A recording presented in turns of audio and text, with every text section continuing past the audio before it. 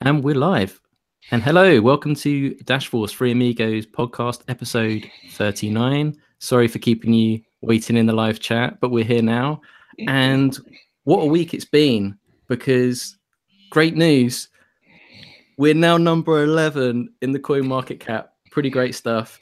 Anyway, we've got lots to talk about this week. So I just want to say hi to my two compadres. Joel, how's it going? It's going very fantastically well, actually. He's doing very well, apparently. And Brian, how you doing, sir? You good? Excellent. Ready and raring to go. So we've recently just published an article on dashforcenews.com, the number one source for Dash News online. If you didn't know, now you know. And it was about cryptocurrency and property. And I've not actually had a chance to read it all through yet because I was working on the image. So Joel, can fill me in, man. What's the gist of it? Yeah, so there's a bunch of legal cases, I believe, especially in the UK, regarding couples who are divorcing and then they're having a lot of issues divvying up the cryptocurrency holdings. And of course, obviously, divvying up any kind of property in a divorce settlement case is always going to be messy. It's never a good time. Not that I speak from personal experience, but anyway, the problem is, first off, cryptocurrency's value fluctuates a lot. So you could have over $1 million worth, and then a few months later, it's like 600,000 worth, and then deciding like who controls what can be wildly fluctuating. Now, there's further problems, right? Because that's if you have a neat little fiat currency exchange paper trail that tells you who owns what and how much. What happens if you just kind of over the counter buy some Bitcoin or take it for, get paid for something in Dash, and then, or just however else you acquire it that's not through a fiat currency exchange? How do you prove that what you own, how much you own, and how do you repossess the private keys? How do you order someone to turn over all their cryptocurrency holdings? Or if they go and hide it, especially if they use something like private send, and just, where did it go? I don't know.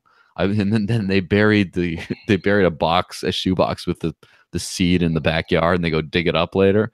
Like, how do you prove that this person owns this stuff? Also, what happens if you are someone like Fantastical Walrus? That is your name. That is your online. You don't give me that Beatles stuff anyway. But that's your online identity. That's your professional online identity. You're a developer, and you get all your money to that. You prove ownership of that. And that has never intersected with your legal personhood in your life. And at some point, they just say, hey, then at that point, Fantastical Walrus lives under which jurisdiction? Who knows? What happens if John Smith owes a bunch of money to someone, or someone says, oh, his wife gets half his whatever, and after the divorce, can you prove that is Fantastical Walrus? And if so, can you prove ownership related to that, and also jurisdiction, especially if Fantastical Walrus has worked for stuff in other countries, all excluding the home origin country? How do you really prove that? And that's the thing, though, is the law can say one thing, as in the paper law can say one thing, but the blockchain is its own kind of law. And the only way you can get those laws to sync up is through consent. Right, you have to get someone to say, okay, I'll move the money. You can threaten them, of course, but you have to say, you can't just repossess funds off the blockchain. It just doesn't work that way. And so, in a certain sense, cryptographic identity and cryptographic money is a new kind of legal structure that increasingly will become separated from this other kind of stuff. And then what happens in the future? For one thing, in the future, you might have like a multi-sig wallet with an arbiter for possession of joint funds, or you could just have stuff on your own, and then you cannot. So that's if you willingly set that up. How can you claim it, though? I mean, Joel, be honest, right? Yeah. Let's make this more interesting. All right, here we go. Do you honestly tell your missus how much Dash you have? I mean, there's so many avenues we could go down. We could talk about the CoPay wallet, where you can have joint accounts. That's cool, but that's a whole nother conversation. Do you tell your missus how much Dash you've got? Does everyone in the live chat tell their partner how much Dash they got? Well, I mean, don't think you do. to be honest, I don't count that closely, so I don't know even know if I have a good answer for myself. You can never have enough Ds. That's a good answer. Yes, of course. Never can enough. Never enough D. Yeah, a D in the hand is worth a Bitcoin in the bush. I don't know. I don't know. This is getting weird. Mate, it's a jungle out there. Be careful. The way that they would compel you to do it in the United States, depending on the situation, is the judge will throw you in jail until you give up your private keys. So you can sit in jail, or it's basically that's how they would compel you to.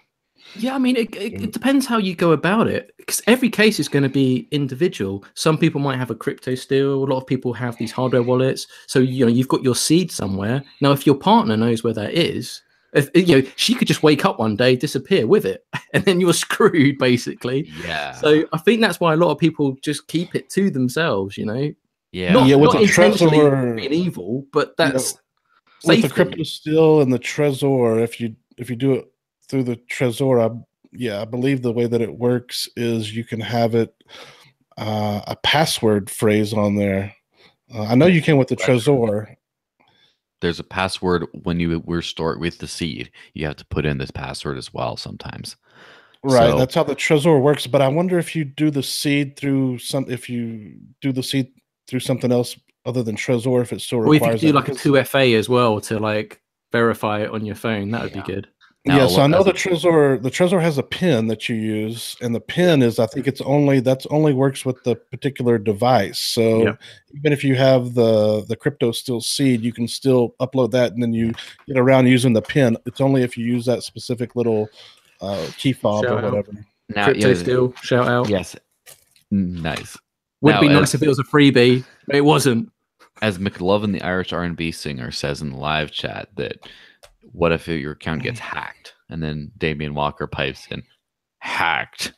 Like, I got hacked. It all got stolen. Sorry. And they used super duper encryption so you can't trace it. I'm sorry. It's such a disaster. What a coincidence happened right before my divorce case. Hey, you just don't know. And then but it is important. Crypto says, this is only going to get worse, right? Crypto, don't come at me. And then he also says, give the judge a red herring vault, which comes with the massive asterisk of not flippant legal advice. Right? Do your own due diligence regarding that stuff. You're probably better off complying with the laws of your jurisdiction, etc. This is a discussion on how this is going to be more difficult to enforce in the future, or the law might end up having, like the human law might have changing definitions around dealing with crypto assets or things that you can't prove ownership of. Also, what happens if you get hacked and stolen from? How do you prove that that was yours to begin with? You can say, here's my wallet, I'm in it, but you can't. How do you prove that that was yours rightfully and you didn't just steal a wallet and then something like that? Like, how do you people get married ownership? And they don't think that they're going to one day get divorced, right? You just don't go into it with that mindset. But however, people do think, people know they're going to die one day. So shout out to Todd, because Todd did a fantastic article on the website. No, he's still. You remember his article? What happens if you get hit by a bus or something like that? Hang on, I'm going to have to look that up now. But that is an amazing. I know what happens when you get hit by a bus. In a lot of cases, you actually die. Yeah, like the GIF showed in the article. You should check out the article just for that. But it was a really in-depth article, and it's good. And that should be mandatory. It should be compulsory for everyone to read that. I am going to submit the link to that article right now, because that was such a bang-in article. Bang-in meaning good. So I'm gonna. It had covered all the basics, right? And we always talk about security. But I can see this being a to be honest, I haven't heard anyone talk about divorce and cryptocurrency. I can imagine people running away from their partners with their crypto. But the thing is, I'm a bachelor, so I don't have to worry about this. I just got my frozen pizza and chocolate milk. Well, so now I know why. Yeah, exactly. But shout out to all you blockchain girls. So, No, I did just read an Yeah, well, article that where some kid, he had gotten a plane wreck and he was an early miner, and now his father is trying to recover his like blockchain.com or .org passwords, and it's been like 3 years. So yeah, people did definitely need to read that article by Todd, because that'll help out a lot. Yeah, especially since the best hodl is the long-term hodl. Like, what is it? So I saw some tweet about like the ultimate hodl is losing access to your private keys. And so because he just Wow. hodl forever. Does that mean Satoshi is the ultimate hodler? Or the ultimate noob. Yeah. Or is there a difference? Ooh. Yeah, right. So because anyway, you got all this. Are you saying all he got this hit by a value. bus? Does Todd know something? Yeah, of course, and also as McLovin, the Irish R&B singer, says, which I'm just going to keep on saying the entire title, whether or not he is actually Irish, an R&B singer, or even a singer at all, or he's even a McLovin.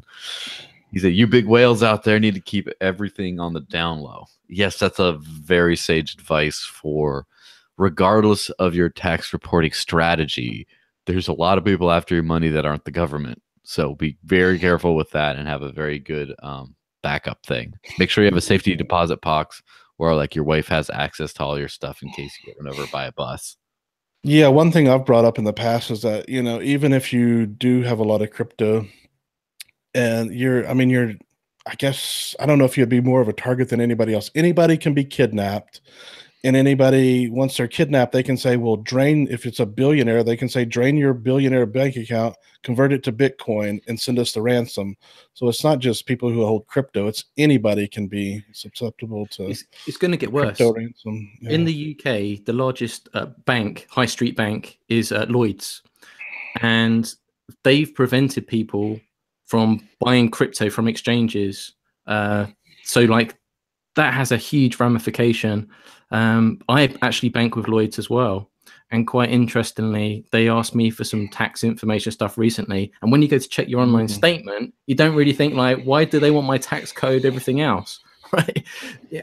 And I like to travel. I like to go to new places, but it's got to the stage now where I would openly consider moving to another country purely because of crypto tax benefits. So like literally, if governments start to do crazy taxes, just like in any country, if they start taxing really high, people just leave and go somewhere else. And then they lose all that talent with it as well. So it's a balancing act with everything, right? And we see this over and over again. Especially with crypto, where so many people involved with crypto not only have global jobs, but they also can just move they just move with their assets. They just put their little thing in their pocket and just take off. Sorry, they just moved with it. It's not like, oh, I got to withdraw from this bank account and capital flight and all this kind of stuff.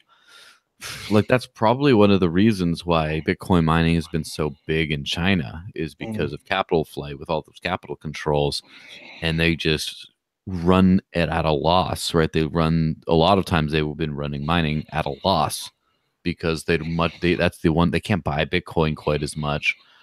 They can't buy cryptocurrencies. Like when you're running all these Antminer D3s, they're keeping the hash rate so high because it's profitable for them to hold on to a bunch that then as soon as they get out of the country, they just move it with them. They don't have to worry about the government confiscating their funds when they leave. Yeah, well, I see governments, there will be governments that are going to require multi-sig. If you own crypto, they're going to require multi-sig, and the government's going to be one of the people who owns it. And if you don't, then it's going to be illegal, blah, blah, blah. Similar to, the iPhone dilemma, to where they couldn't get into that. And then there's legislation that, well, the government should own, a key to that, so they can get in whenever they want with a warrant, blah, blah, blah. Yeah, but I think of course you have to enforce it first. I think some stage in the future, right, when the dashing in happens and everyone's Dash happy and it's all Dash-tastic, there's going to be some kind of dystopian kind of science fiction future, right, where all the masternodes are now like the 1% of the world, and they happen to use their masternode shares to hire their own sort of private army and tanks and stuff to share. And there's going to be like all build the wall, we've got the walls around just to protect them. Gonna have my own helicopter, my Dash copter. I like that. Yeah. Or Yeah. I'm gonna go around with my dashbot. Like, it's gonna be like a mech. Isn't that It'd be the awesome. plot of Pacific Rim or something?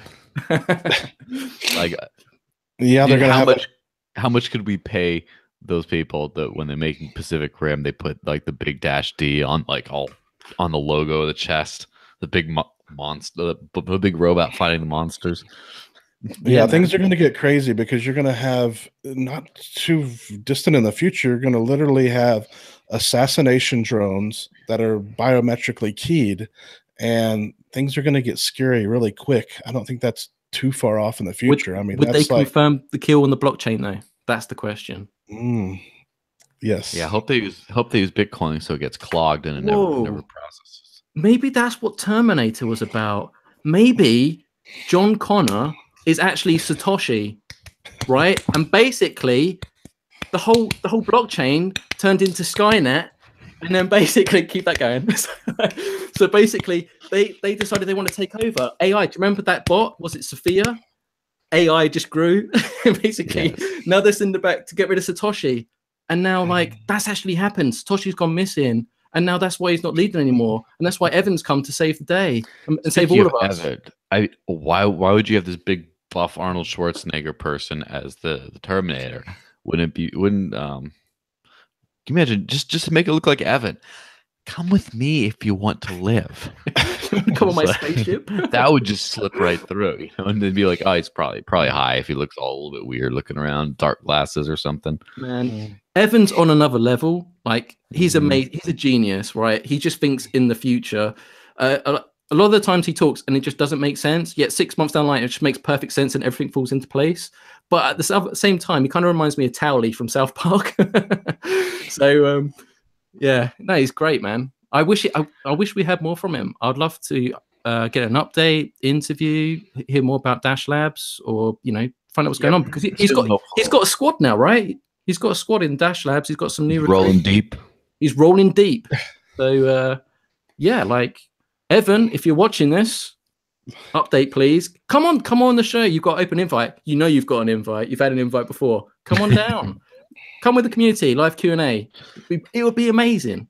Yes, which reminds me, over the weekend, we had the New Hampshire Liberty Forum, and Dash was a prime sponsor, and we kicked ass. And Albert and I set up 80 new Dash wallets with $20 each, and half of them spent it at the event right there. And yeah, it was a pretty big success. And I posted a picture of the Dash sponsored coffee thing on Reddit. Just me having coffee right next to the sign that says Dash, coffee sponsored by Dash. And then Evan just came out of nowhere with a month of silence and just commented, "Coffee because we can." And then he's gone again. There he goes, back into the nether. And so I really, his previous post from that was a month ago. But yes, I look forward to having greater contributions from Evan. I think a lot of people I'm going to go on my little evolution rant here, because as we're getting closer to the release and I get more and more tidbits of information from people, I really think this is going to blow people away. And I don't mean instantly. Here's the thing. I don't think Evolution is going to come out and it's going to be like, oh my gosh, the price surges, it doubles, everyone's on. Like, no, it's probably going to be pretty quiet on the markets front for a while, to be honest. But I think that the way Evolution's backend is structured will be fundamentally changing of the way blockchain technologies work.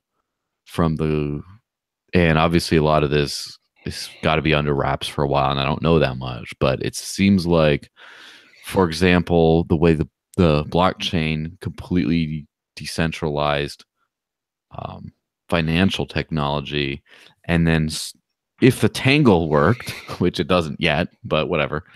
I don't want to get throw too much shade IOTA's way right now, but similarly, it's like, well, what if we had this completely different way of structuring and it changed everything? And it seems like Evolution's backend will be something like that all of a sudden a bunch of other really cool stuff will be possible. And it's going to be one of those things where people are just going to be looking like, I don't think people will believe it for a while. Just like a DAO, decentralized autonomous organization. People hyped Ethereum's thing after Dash already came out, And now that Dash has a DAO, they still aren't quite getting it, kind of whatever. And people are probably going to think that about evolution as well. They're like, all right, so you got usernames and nice interface. That's okay. And then they're like, but who runs the servers? What do you mean there's no servers? So, but you connect to full nodes, right? Wait, like no full nodes? Well, then how do you, And then it's just going to take a while to just get into the head that this is something crazy revolutionary. And then people are going to start building onto the platform. And then, it's going to be very exciting next few years, let me tell you. Yeah, people are just now figuring out about they're seeing the ads on the airplanes and they're like, whoa, what is this? This is just the beginning. Yeah, we're talking of revolutionary. Yeah. Freedom and Acapulco. So shout out to Chuck Williams and the Dash squad out there. I saw the Dash booth. It's great. Yeah. Ben Swan gave his talk yesterday on about decentralizing the media. We've not seen the video because they've not released it, but we heard that he absolutely smashed it out the park and everyone gave him a standing ovation. Yeah, so that sounds amazing. So who would imagine it, having a festival about freedom, liberty, bringing like-minded free thinkers of the world together, putting on an event and then charging $200 to watch the live stream. Thanks, Jeff. Yeah, that's it's a business, whatever.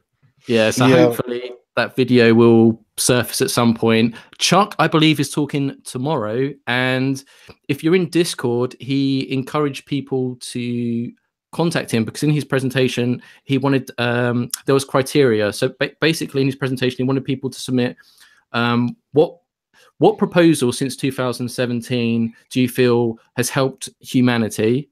So the first one was what was the name of the proposal on the link. Second was how has it helped freedom and humanity, and free, is it okay to use your real name or alias, Slack name, whatever. If you've not done that already, go get in there. I've already submitted I submitted 3.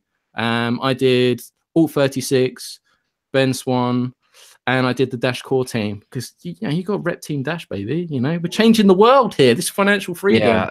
And a lot of people get dissatisfied with things like course communication and a couple little things in the past, and those are very warranted. However, I really think the Dash core team is one of the very best teams in the crypto space at all, in terms of not just how smart and hardworking they are, revolutionary, but also how professional they are and accountable. Now, they've been working on some stuff. If you haven't heard of the Q4 wrap-up call, you should definitely go look at that. If you go to dashforcenews.com, of course, you scroll down. I have a recap article where you hit the cliff notes, right? For lazy people like myself who don't want to listen to the whole 2.5 hours of like, Fernando, what do you got? And then audio issues. Anyway, there's some good stuff there. For example, the DAO, from what I hear, and I'm still waiting on some interview questions to make an article out of this, but the Dash Core Group Inc. is now a DAO-owned entity legally. Corporate coin.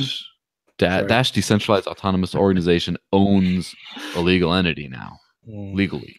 And that's never happened before in human history, as far as I know, that like a decentralized autonomous organization is now owning property legally. I'm pretty sure this sets a lot of legal precedent, and there's going to be a lot of study cases. That's the reasoning behind it, and that's what people have to understand. Like, we can't progress and make movement if we really want. If this really is the money revolution, and you want to have that change, you have to have that foundation of what is George about to say. To take on those, you need to have that legal status to take on these other entities to actually be able to function and deliver these solutions on the global level that we want to be able to achieve. And so it's a necessity. Speaking of which, another thing they've been working on is legal structures and physical structure, things like that, to transfer ownership of the Dash project in case of a disaster or something like that. Basically, right now, so here's the thing. Everyone talks about the idea of like, oh, well, you just fire the core team if they stop working. All right. So you stop funding them. They still have some money left over, maybe enough to last for a while. They still have commit access to the Dash GitHub repository. and of course the evolution thing. So all that could just be lost, and you could it would be you could hire a new development team pretty quickly, but it would take a long time to lose a lot of progress in getting up. You have to get all new like social media accounts and all that kind of stuff. You'd have to basically start from scratch with evolution, which would suck. But what they're doing right now, right, is they're creating a structure that would allow themselves to be fired more easily and seamlessly, which is a bizarre thing to be working on. But they're working on ways that it would be easy to just transfer that to a new team and just have someone else just start if they ever fail. Which, holy crap, what developer in the blockchain space just makes it easy for them to be just fired? Is actually working on making it easy for themselves to just get kicked out if they're not doing their job. I mean, that's pretty crazy. Yeah, I think they're extremely bullish on Dash, and they can see basically what's going to happen in the future with our technology. And if evolution rolls out and everything rolls out like it's supposed to, then yeah, the price is going to skyrocket. And so, yeah, when Ryan's a billionaire, he's going to probably want to kind of take a vacation and turn it over to other people. So I think it's, a lot of it's about that they're going to, they'll eventually move on, they'll retire, and they want it to be in good hands. And because they're still going to be invested. So yeah. I just want to give a Dash Force quick shout out. I was talking about an Acapulco, and I forgot to give a Dash Force shout out to our German ambassador Fabio, and I think he mentioned in the comments that he might be actually watching live. Oh, is he there? So yeah, so he's there having a great time. It looks like a lot of people from Dash actually turned up there. So shout out Fabio for there. You're doing a fantastic job, and hopefully next month, word on Dash Street is there might be a dedicated German language website. Ooh. So yeah. So anyway, I want to switch lanes a little bit because times are ticking, and although there's been some great news this week, there's also been a lot of discussion within Discord in the last couple of days regarding Dash Central, and I would really like people in the live Q&A to get involved within this as well, because we really need community input on this. And I think a lot of you know what I'm getting to already. I can see Joel knows what we've got because we've already spoken about it for hours today already. But Dash Central has been having a bit of issues at the moment because literally anyone can sign up, which that means trolls are prone to using it as well, right? And unfortunately, in this proposal cycle, it's been taken advantage of and it's not been shown in a good light. For a long time now, I've been an advocate of only Masternode owners should really be the ones being able to comment on proposals. I think community itself should be able to help shape and contribute to proposals, but that's why there's a staged process. The whole reason of the pre-proposal first is for the community to come in, share their opinions, and help shape those ideas of those proposals before they go live, and then master owners can help to that debate. Because people like Brian, they don't have hours and stuff to research all these things. It takes time. So that's just my personal opinion. What do you guys think about this?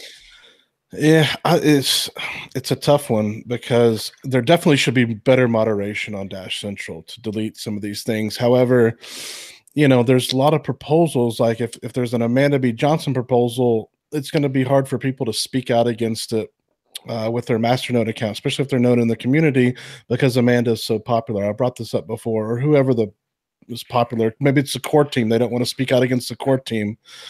And it's not going to stop everything because there's a lot of us who have multiple masternodes, and we can spin up and we can have a fake name and with a masternode badge, which has happened, as we all know. People have done that, and it's not ethical. I wouldn't do it. It's just not ethical, but it's gonna happen. So it's not going to stop all of the trolling. Yeah, but that would help a lot. One masternode called Trollero on there. I mean, what's up with that? That's pretty low to be tainting the master name. Fluffy Pony. I know Smooth from Monero owns Masternodes. That's a known thing. Pretty sure Fluffy does. I think the Monero Foundation supposedly owns a Masternode for testing purposes. Yeah, it doesn't surprise me. Okay, well, let me ask the question: are you actually happy with Dash Central? I think Rango's done a great job up until this point in time, but I've noticed a lot of people in Discord are saying like, perhaps we should just reinvent the wheel and just come up with a new solution. Like, I like Dash Central. I enjoy, it makes my life so much easier. It just needs moderation. If they could, there's some just crazy comments. I mean, don't censor stuff, but I mean, when people say like, y'all know the crazy stuff that they're saying on there. I mean, it's totally off topic. It's just ad hominems, insults, and just vulgar stuff. So yeah, that's a pretty easy one to delete. And yeah, Rango just needs to get a good moderation team or something. And what if they incorporated the voting actually within an mobile application or the wallet itself? Because then you can see the proposals and you can vote on there as well. The only problem is the commenting side of it within the wallet. So you could vote from with it, but it's actually seeing the proposals. You could list the proposals, right? Because there's still some, but like literally the commenting section, maybe not so much, which would probably encourage more dialogue within the Dash forums, right? But I don't know if that's the right way to go. That's why we need to have this discussion. It needs to be a community decision, not just Masternodes, but community as well, right? Yeah. So my thought on it is Dash Central works great with moderation. And a lot of people are saying, like, should there be a Masternode only thing? Yeah, well, there's a Masternode only channel in the Discord channel, right?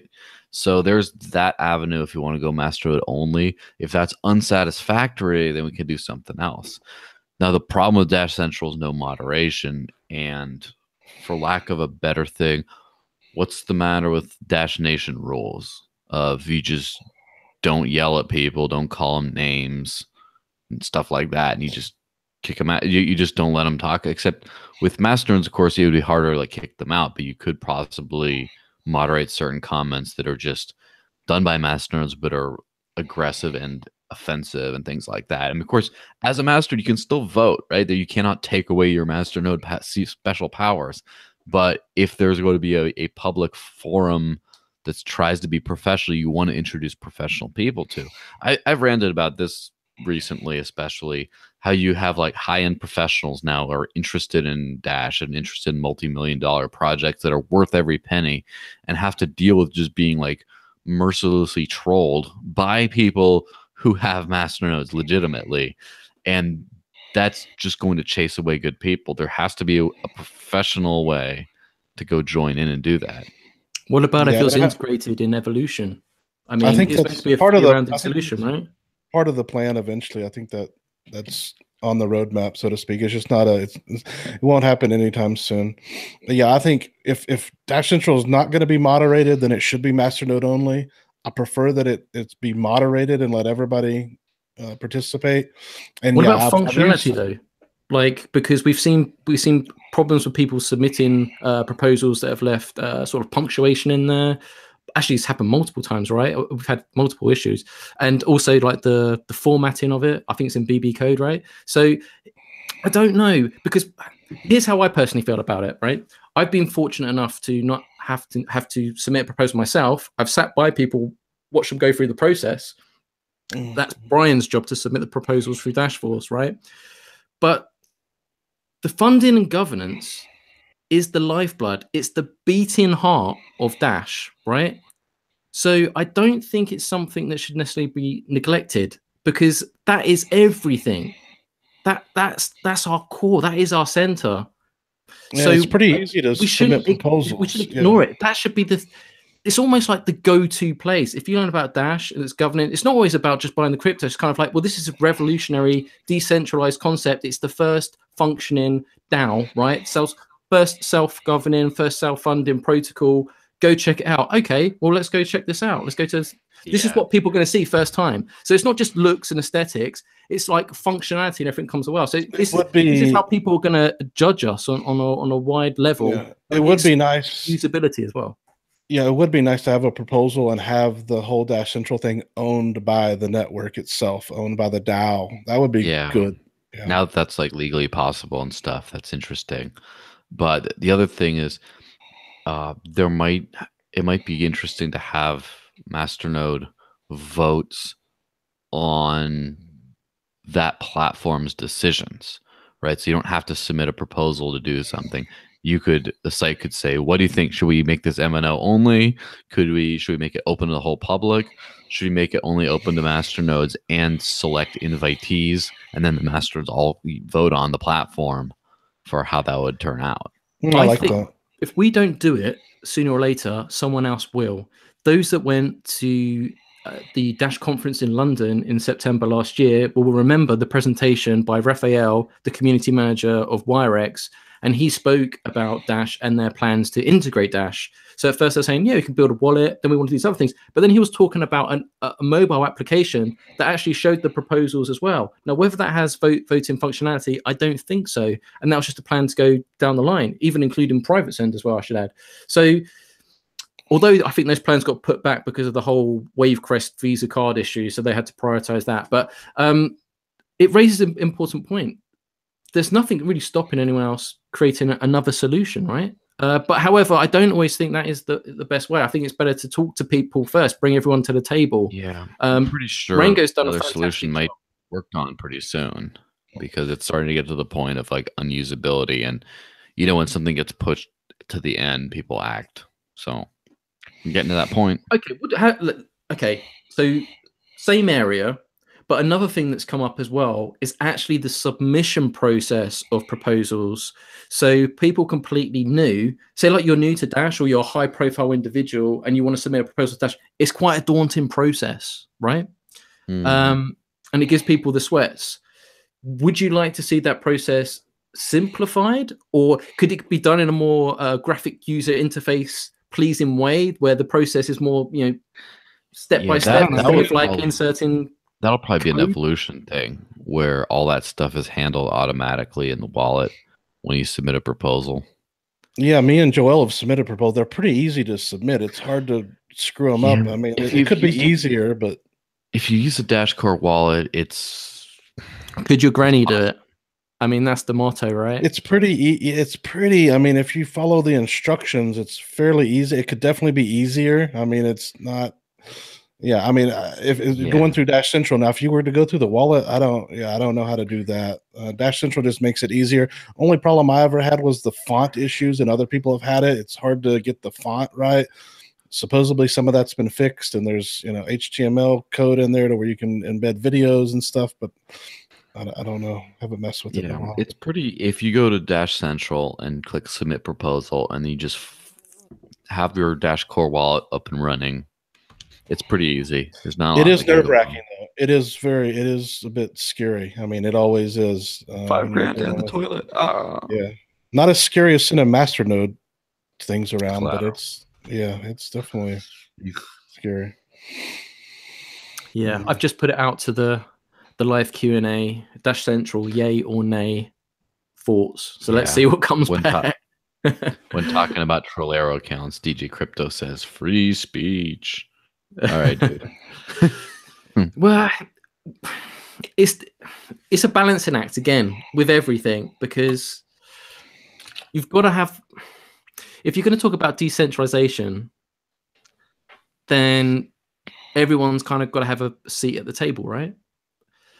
That's why the pre-proposal stage is so instrumental. So people that jump straight to doing live proposals aren't following it the right way. But, just criticizing proposal owners for doing that, I feel maybe slightly unfair, but they should be doing it. You should be doing a pre-proposal first. You should give the community ample time to get involved. Now, here's the other problem. Not enough of the community is on Dash forums looking at these pre-proposals, commenting, and actually giving feedback. So that's what I'm saying. I can't just criticize people for going live because there's not enough action in there. And it's okay talking to Discord people and all that sort of stuff. But when it comes to shaping proposals and that sort of stuff, you really need to have a record of account of these comments. Otherwise, on Discord, they just disappear with history over time. Like, if you want to actually help contribute, and even if you have something negative to say that you don't like, as long as you do it in a constructive way, you can actually help make that proposal better, right? And if you're a proposal owner, that sometimes you don't see the bigger picture, and sometimes new ideas can actually help make your proposal better. And then guess what? You've actually become a part of that proposal. You've helped shaped it. That's how it should be. So I will give the example of a successful proposal recently, the Ben Swan proposal. It was everything on that happened extremely quickly. It was submitted with like a week before the deadline. And it was like a couple days of pre-proposal and then the main proposal. And first off, it was done in both ways. A few additions were added in the pre-proposal processes you were talking about, Mark. They said part of the amount was to give 2 out of 4 ad slots on Truth and Media to Dash. And then he said, like, well, why not all of them? He says, okay. He says, then I forget which Masternode, I think it was Ichigo, I could be wrong though, said, well, let's just ask for more money and make it all of them. And all right, so that's what they did. Now Absolutely. It's in a completely, everything about that project is exclusive. And so not only was Ben himself in forums and then on Dash Central exhaustively, but he was in Discord a little bit, and then his employee Sam was in there as well, much more frequently.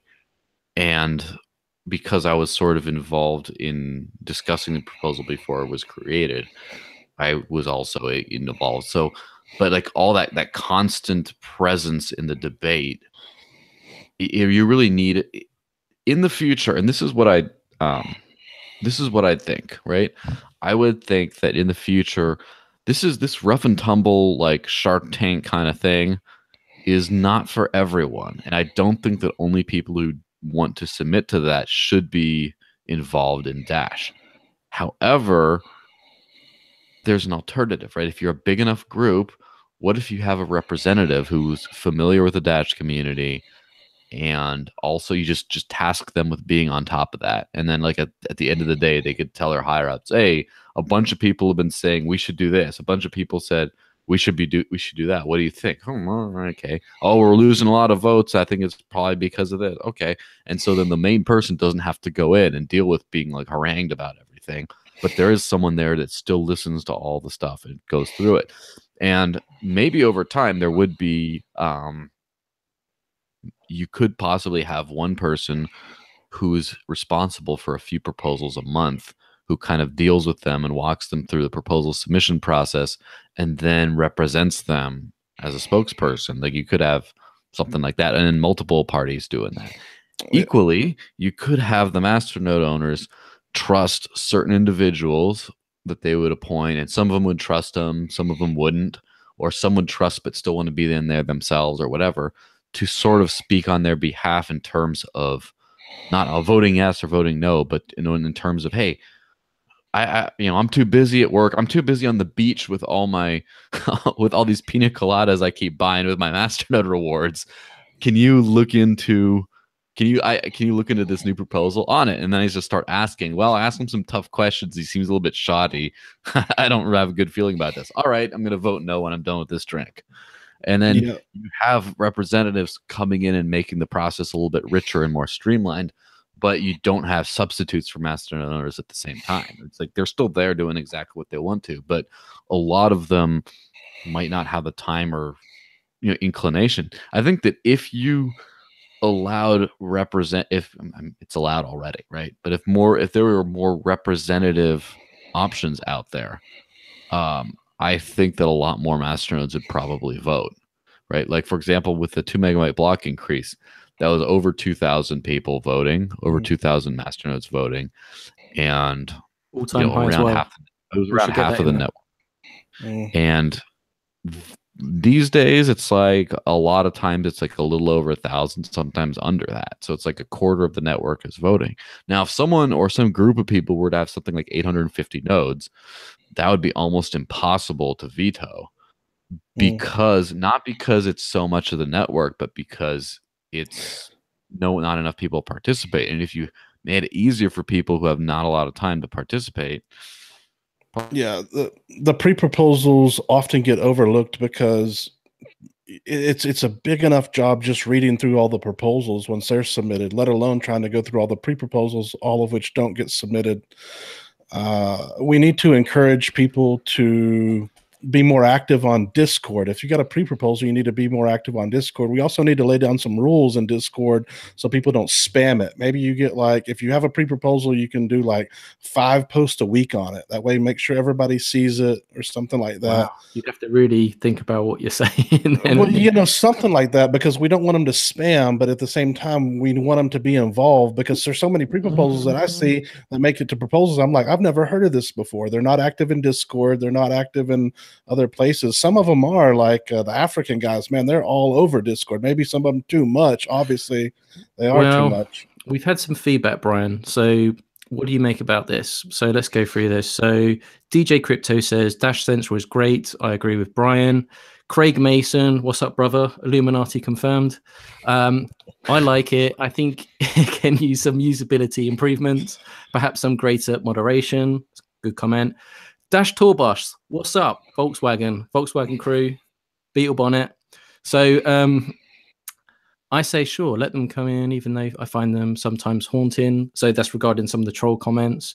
DJ Crypto again, I would vote for more options besides Dash Central if it was owned by the DAO and could be put on the Dash Drive. Fair comment. Okay. Tao's in the live Q&A. Cash Alternative TV, YouTube, go check it out. Shout out to Tao Satoshi. Anyway, Tao says, if Dash Central won't change, new solutions need to be developed. Regular users have other forums to express their opinions. The key stakeholders need their place to debate in peace.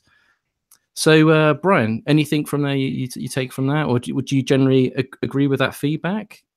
Yeah, I would lean towards a moderation on there if that's possible, but it just doesn't seem to be possible. So, or it's not being done. So it may have to be. I don't know if Ringo doesn't want to do it. He hasn't really given any feedback, so something's got to be done. There has to be an ability to do it, right? He's deleted comments before, though, right? I'm sure he has. I think so, but I think it may be just him. He needs to have some kind of a team or something. I don't know. There should be plenty of donation. I know there's a lot on there.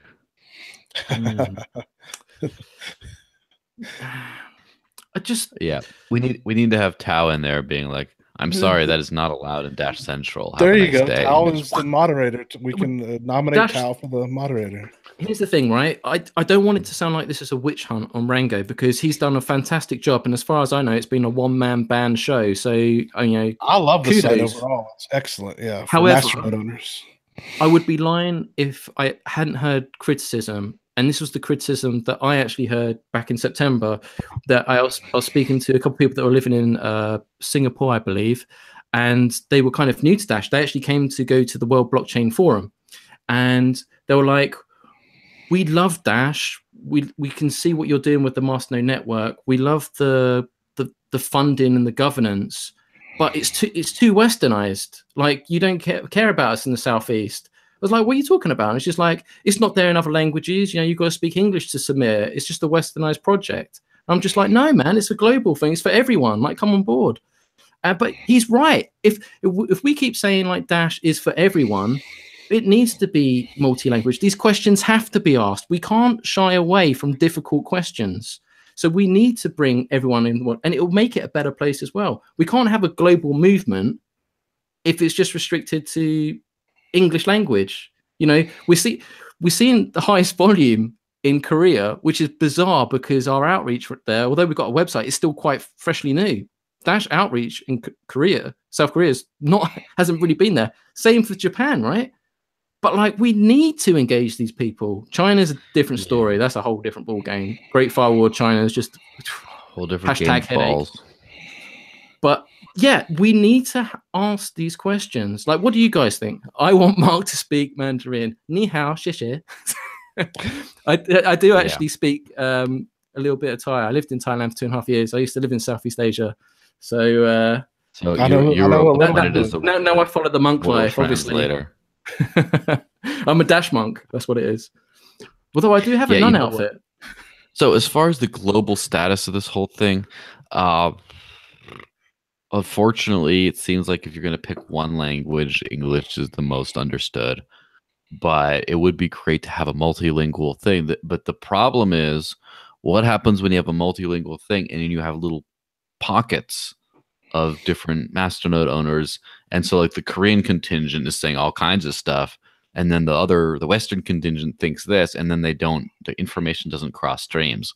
So you'd have to find some kind of official translation type thing, and it would have to be same with Dash forums, though. To be fair, like you'd have to do the pre-proposal section. It would have to be all out. No, I've seen it with the Russians. I can't. They're like talking, and I don't know what the hell they're saying. See, here's the problem, right? If you look at the stats on where the masternodes are all spread out, right, per country. Now, obviously, anyone could be hosting the VPS anywhere in the world, right? So you couldn't even separate it and have like a Southeast Asia faction. Maybe this was what Evan was alluding to. You know, he's a very forward thinker.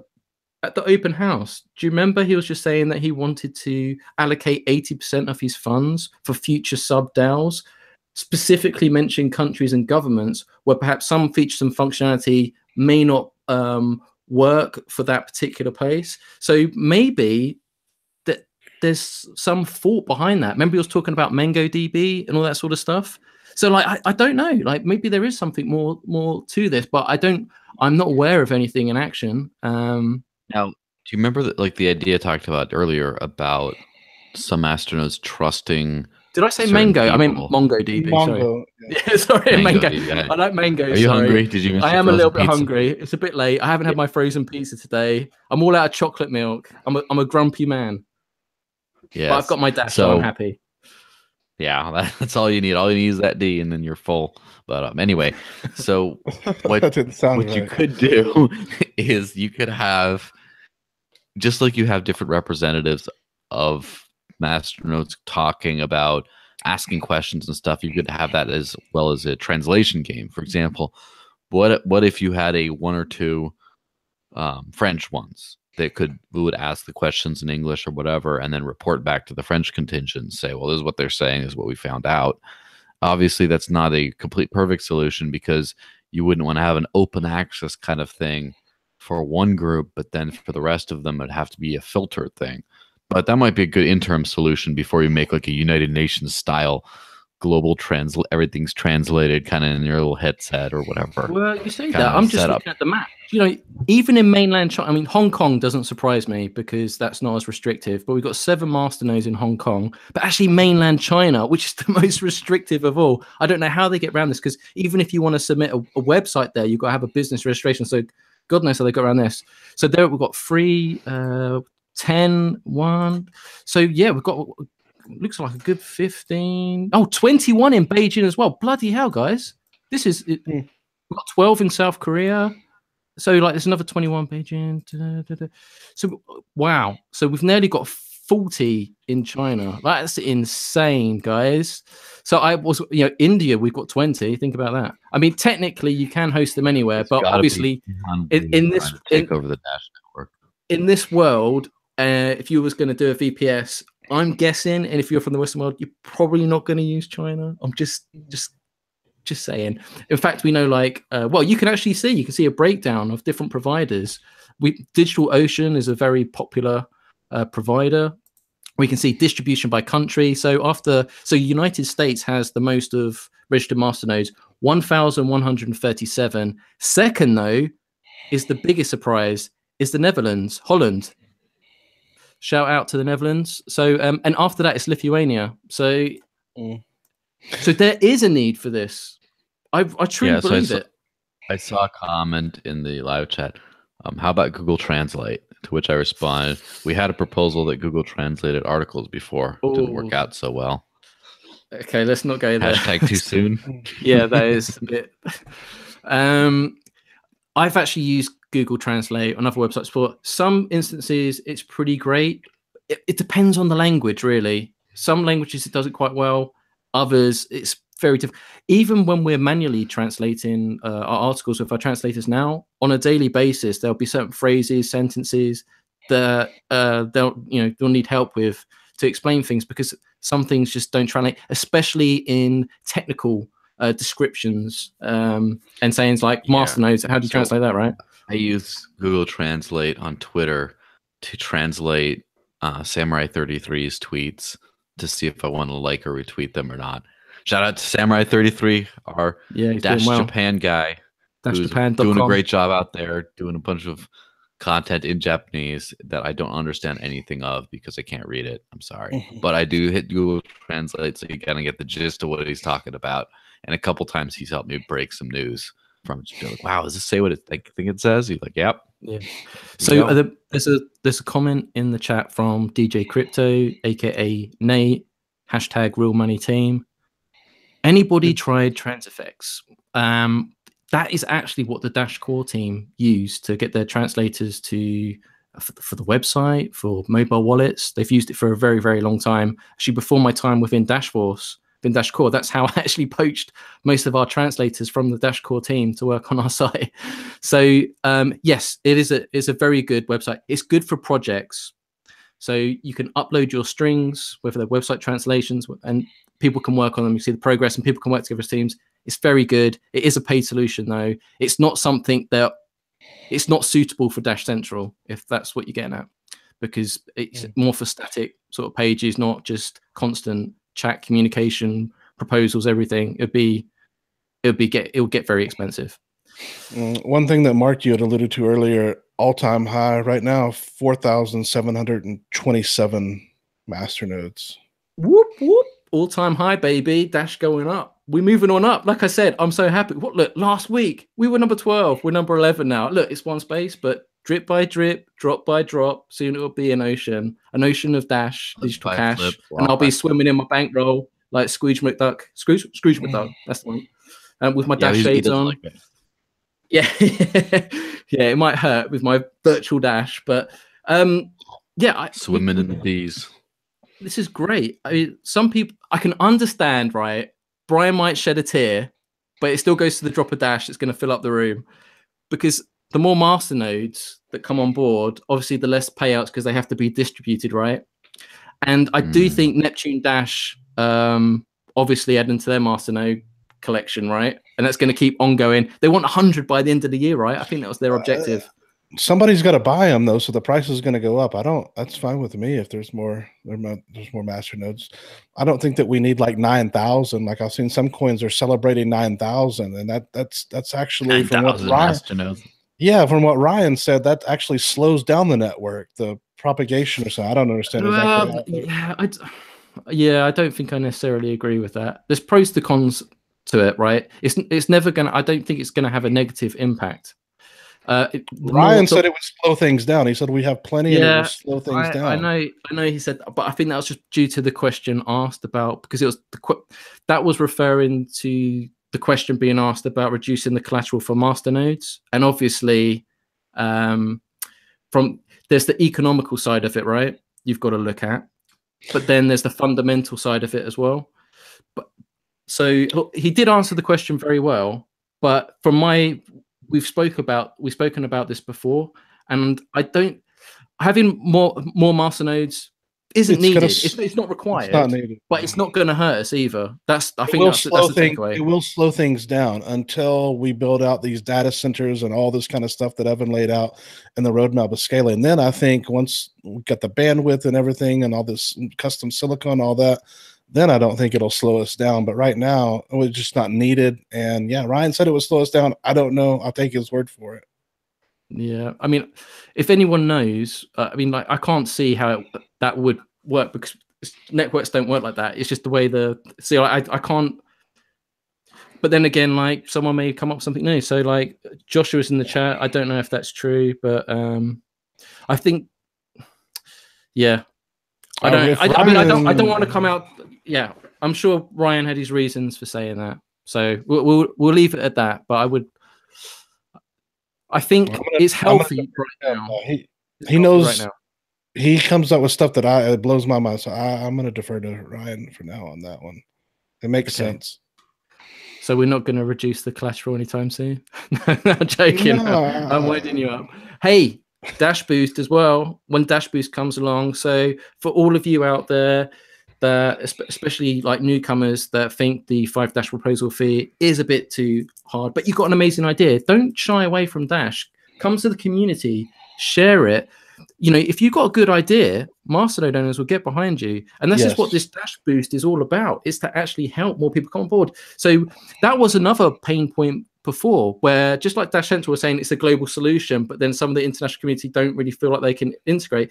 A lot of people in the world don't have as much money. Like their daily and monthly income is very, very difficult. Yet they shouldn't really be restricted from being a part of Dash, because we're an open, friendly community and they need to come on board.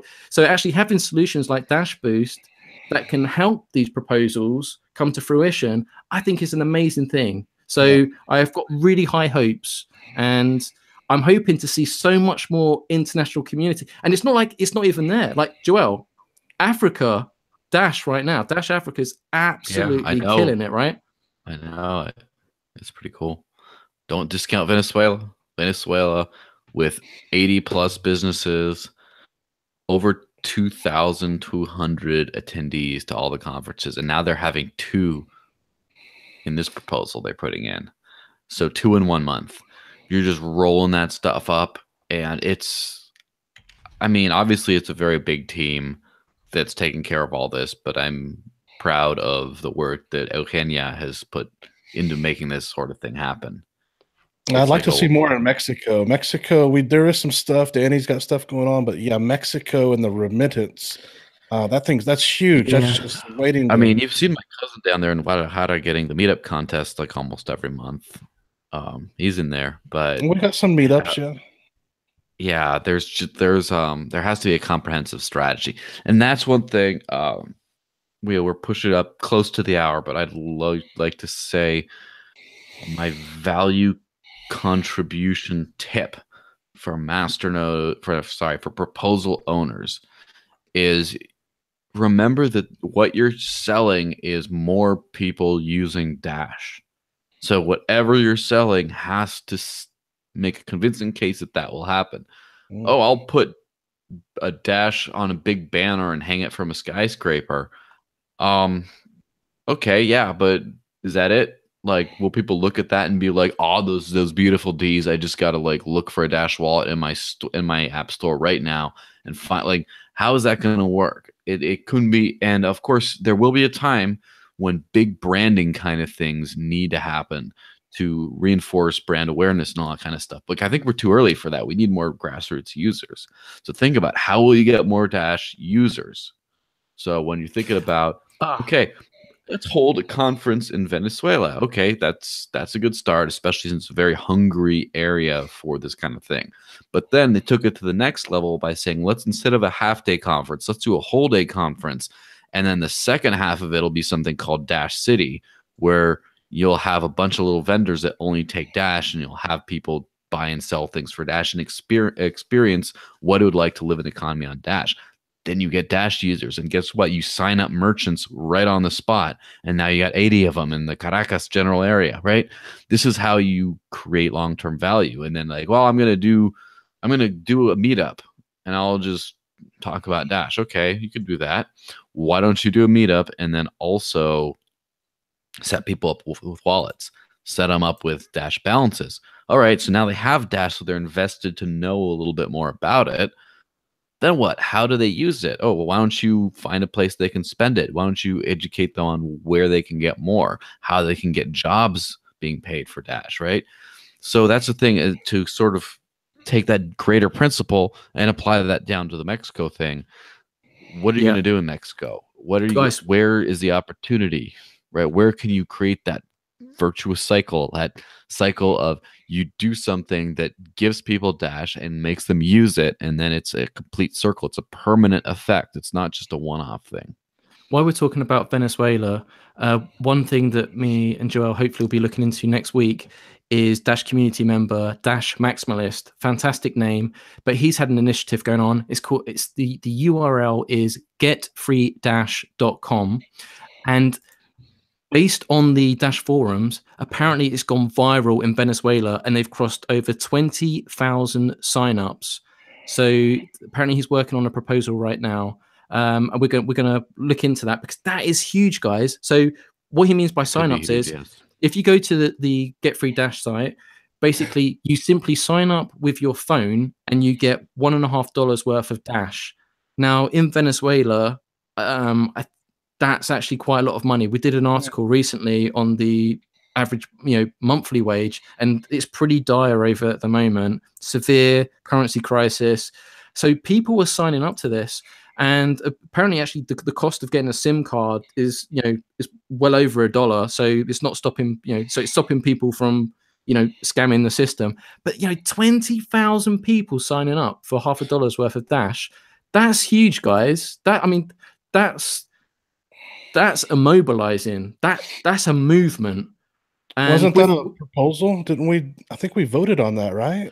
There was a proposal. I think the initial proposal didn't get funded, though. So I think there's a new proposal in the works. He created the website, and I think he funded like $10,000 of his own money. I believe that's the case anyway. So I think me and Joel need to do a follow-up on this, because of course, 20,000 signups in Venezuela. Like, what other? I know I say it's like my catchphrase. Like, what other cryptocurrency in the top 20, let alone the top 10, about it. Doing anything like this. Do the math. 20,000.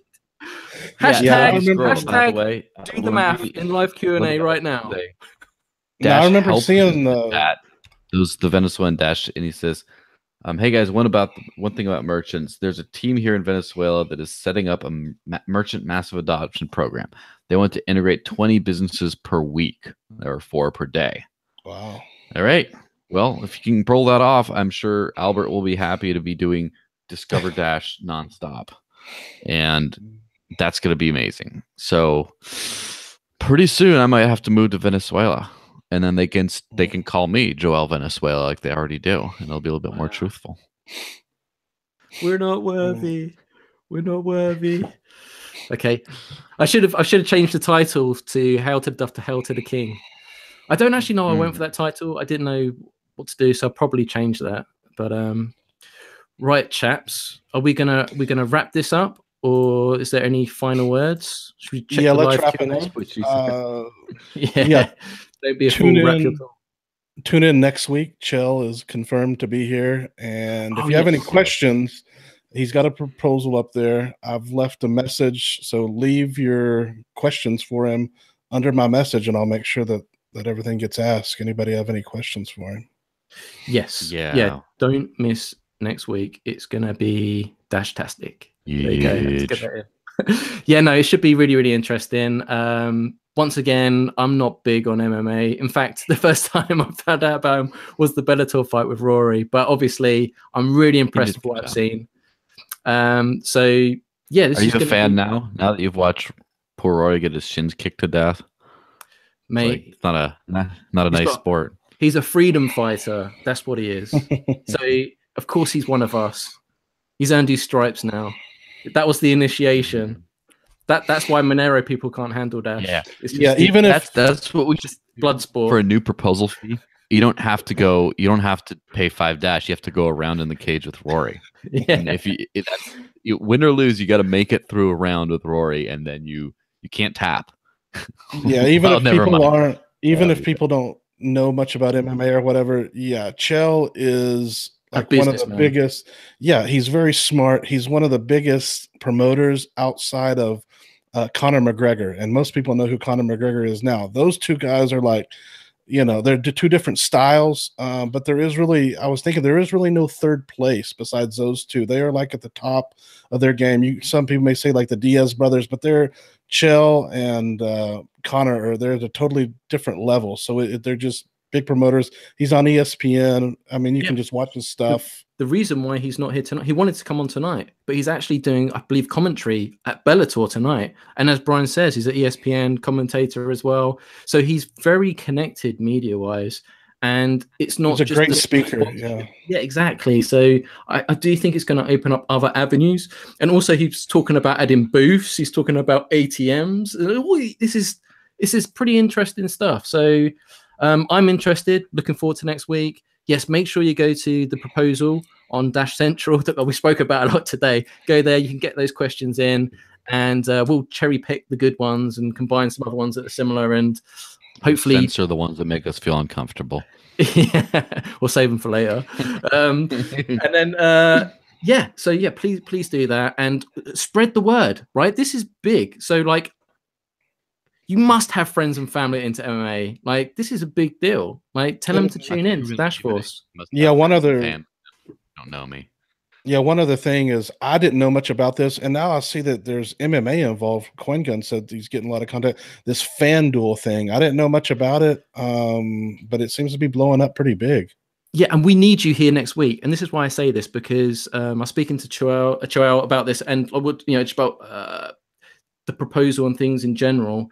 And he really wants to get the message out, and he was talking about how he could get just this podcast out to his followers because he wants them involved. So I need you guys here next week. So if there are newcomers to just cryptocurrency in general in the live Q&A asking questions, I need you to be dashy and help them out and answer those questions, and and be patient and bring them into Discord.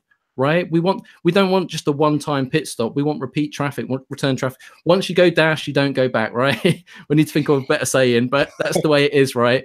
It's true. Like, we were Bitcoin first, but that first time you use Dash in your wallet and you do that send, that light bulb goes off. You can't go back. It's like magic. No, it's a magic trick. Once you go crypto, you never go cash again. That's just Once you dash, you never cash. There you go. Nice. Well, on that note, we will see you in Discord, dashchat.org, for the after party. This has been episode 39. God, the episodes go so fast now. It's been grow up so fast. We've covered a lot of topics today. It's been a really great show and some great participation in the live chat. So shout out to all you dashers, keeping it dashy. And yeah, we will be here, same time, same channel next week. Make sure you're here. Have a great weekend and stay dashy. See you later, guys.